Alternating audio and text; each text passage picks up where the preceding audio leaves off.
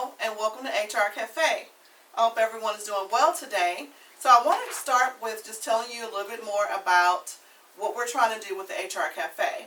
We want to reach out to business owners, HR managers, HR professionals, just to give you, latest tips on the latest things in HR, as well as talk about some events and things that we have here that you can take full advantage of our resources here that we're offering as well. So everyone who's new to Smart HR Solutions get a 30-minute free consultation to talk about any HR issues that you may have, anything you're thinking about. Just take a look at maybe a policy that you're looking at rolling out. Anything like that, you can use that free 30 minutes for that as a one-time new client type of benefit. So with that being said, let's go on. Today we're going to talk about your handbook. So as I know, people do their handbooks, kind of put them to the side, and they don't go back and revisit.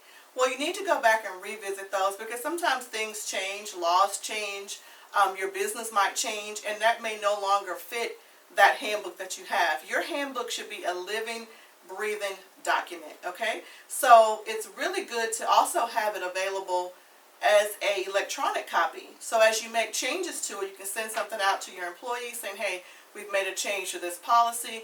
Please look at page 17 and replace it with this one. And the full revision is online, so they'll have access to that. So you don't have to worry about making sure you run down every person if they're working outside the office. You have a way of communicating whatever changes you've made to your employee handbook. Okay, so today I want to start with talking about something I saw in the Business Management Daily, and these are some pitfalls that you should avoid if you're taking a look at your handbook. Now is a really good time to do that as 2020 is quickly approaching on us right now. So I would try to take a look at your handbook, see if there's any problems or anything you need to any issues you want to use your handbook to address, and make those changes as you need or deem necessary. So here are some of the pitfalls they mentioned, and also too, one of the things they did mention was trying to make sure your handbook is electronic and not on paper. Okay, so here's some pitfalls. Form handbooks. Sometimes people not really sure what's supposed to be in there, so they may go download a handbook that they found somewhere else. Well, just like a shoe, not one size fit all, so you want to make sure it actually fits your business. They're not that expensive to do. We do them for our clients, sometimes for free depending on what other services that they have gotten from us, but you really want to make sure that this handbook fits your company. The last thing you want to do is have someone approach you about something in your handbook that has nothing to do with your company. So you want to make sure it's not a form handbook. Having conflicting policies. You want to make sure that your business doesn't have a policy that the handbook conflicts with, or that's in conflict that conflicts with the state or federal regulations. So you want to make sure that you don't do that. The probationary trap. I know we love to say, oh, probationary period of 60 days, 30 days, 90 days.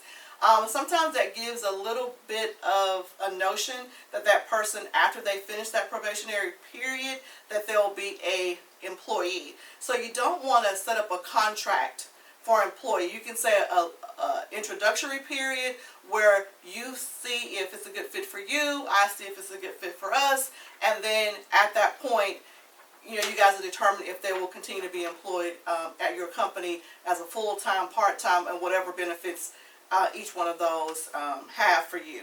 So you want to make sure that you don't conflict with the at-will for Texas. And if you're in another state, just make sure if it's at-will, you're not doing something that conflicts with the at-will policy.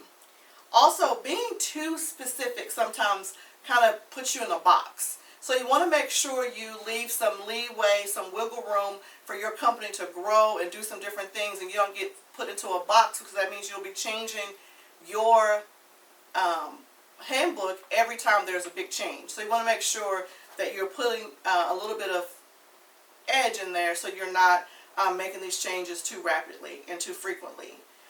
Inconsistency with company documents. You don't want to have a company document that maybe you haven't heard that you shouldn't be doing the check the box with.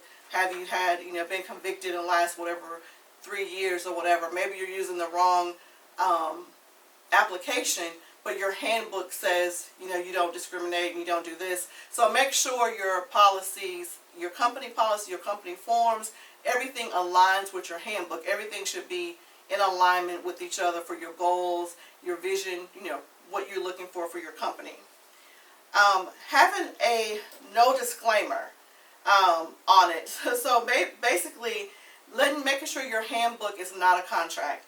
Make sure you let them know that this handbook is not a contract.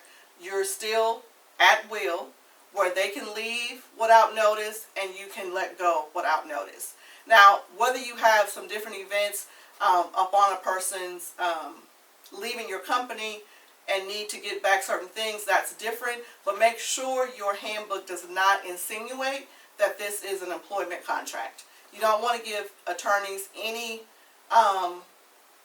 ammunition for an employee to come back and say, this kind of says I have a contract for employment past this period or in an unlimited amount of time. You want to make sure that it's not saying that. So that's part one. Next week we'll come back with part two because there's actually 12 different things we'll talk about, but I want to just give you those first 6 for right now.